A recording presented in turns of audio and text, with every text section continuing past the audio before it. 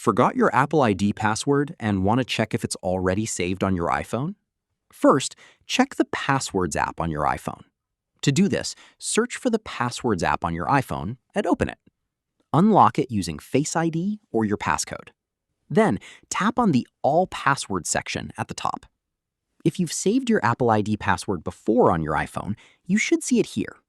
Simply tap on the saved entry to view your password. You can also copy the password if you need to.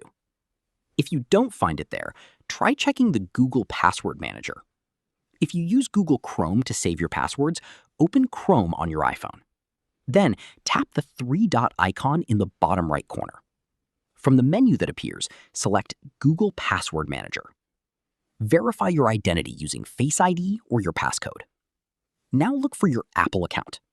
If you previously saved your Apple ID password in Chrome, you'll be able to see it here. And that's